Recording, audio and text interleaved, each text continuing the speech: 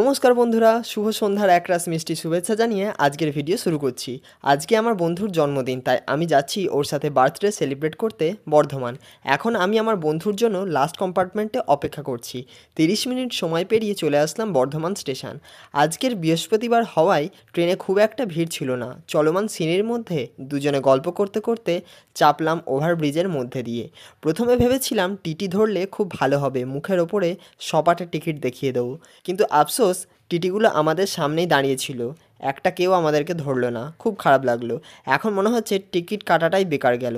চলে এলাম টোটো স্ট্যান্ডে। মোটামুটি 10 টাকার বিনিময়ে চেপে পড়লাম কাঞ্চননগর রথতলা মেলার উদ্দেশ্যে যাওয়ার জন্য। সেখানে রথের জন্য সুবিশাল মেলা বসেছে, কত মানুষের আনাগোনা, নানা ধর্মের মানুষ সেখানে উপস্থিত ছিল। মেলাতলাতে এত মানুষজন দেখব হয়তো সেভাবে আমি আশা করিনি। একসাথে এত মানুষকে দেখে বেশ ভালো লাগছে। অনেকে এসেছে নিজের পরিবারের সাথে, অনেকে এসেছে স্বামী স্ত্রী, অনেকে এসেছে বন্ধু বান্ধব একত্রে। অপরদিকে আমি এসেছি আমার বন্ধুর জন্মদিনে এই মেলায়। এই মেলাতে বেশ কিছু ইউনিক ইউনিক দোকান বসেছে, যেসব দোকানগুলো আগে হয়তো দেখেছি, কিন্তু এখানে দেখলাম বহু বছর পর।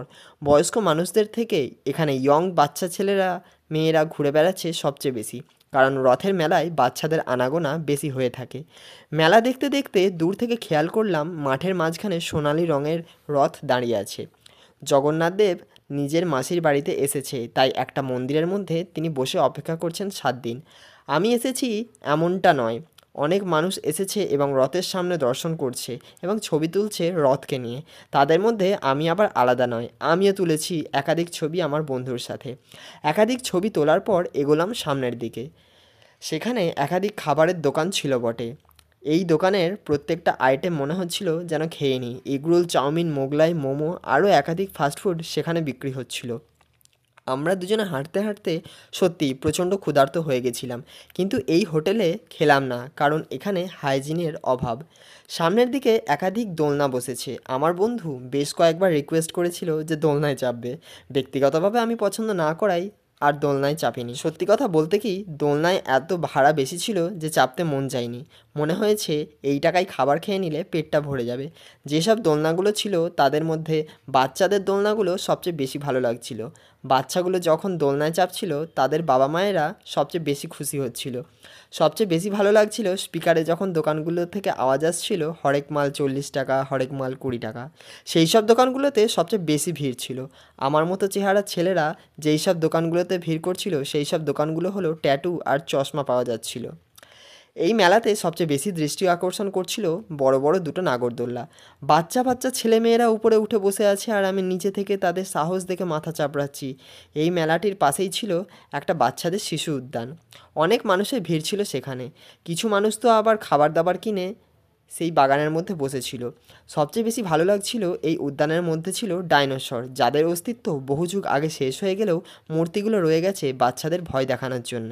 তাই বাচ্চাদের মতো আমিও বেশ কিছু ছবি তুলে নিয়েছি নিজের মতন করে। এই ছবিগুলো তোমাদের সাথে শেয়ার করে দিলাম। তখন বলেছিলাম খিদে পেয়ে গেছে, খিদে পেয়ে গেছে, তাই চলে আসলাম তার পাশেই একটা বিরিয়ানির দোকানে। বিরিয়ানির দোকানের নাম মিঠি বিরিয়ানি। অর্ডার করলাম ফুল চিকেন চাপ আর ফুল প্লেট চিকেন বিরিয়ানি। সত্যি কথা বলতে কি, বাইরের মানুষের কাছ থেকে একটু রিভিউ নিয়েছিলাম যে এই দোকানের বিরিয়ানি কেমন টেস্ট। তারা বলল টেস্ট অতটাও ভালো না। ব্যক্তিগতভাবে বিরিয়ানিটা খাওয়ার পর আমার বেশ ভালো লেগেছে।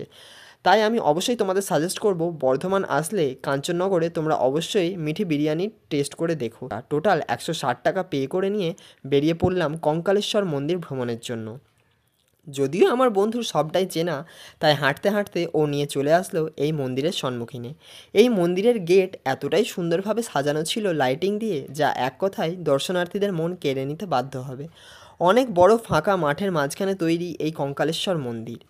এর আগে যদিও আমি এই মন্দিরে এসেছি, তখন মন্দির খোলা ছিল। এখন অনেকটাই রাত হয়ে গেছে, তাই এই মন্দির প্রাঙ্গণ বন্ধ করে দিয়েছে। যদি আর একটু সকাল সকাল আসতাম তাহলে হয়তো তোমাদের দেখিয়ে দিতে পারতাম এই মন্দিরের ভেতরে কী আছে, কোন ঠাকুরের মন্দির। আর তোমরা যদি চাও পার্টিকুলার এই মন্দিরের ভিডিও দেখবে, তাহলে আমার ইউটিউব চ্যানেল চেক করে নিতে পারো। সেখানে কিছুদিন আগে এই মন্দিরের অধিকাংশ ভিডিও আমি ছেড়ে দিয়েছি। বিপরীতেই আছে বৃদ্ধাশ্রম। অনেক বৃদ্ধ মানুষ আজও অপেক্ষায় আছে তাদের সন্তানদেরকে শেষবারের মতো দেখার জন্য। যাক, বেশি দুঃখের কথা না বাড়িয়ে এবার মন্দির থেকে বেরোনো যাক। মোটামুটি ঘড়িতে যখন 9টা 9:15 তখন কঙ্কালেশ্বর মন্দির থেকে বর্ধমান যাওয়ার স্টেশন ধরলাম টোটোতে যাওয়ার জন্য। আমার ট্রেন বর্ধমান থেকে দেবীপুর যাওয়ার টাইম ছিল 9:40-এ। সঠিক সময়ে ট্রেন চলে আসায় ট্রেন ধরে চলে আসলাম নিজের বাড়ি। তো বন্ধুরা, আমার এই অভিজ্ঞতা তোমাদের কেমন লাগলো?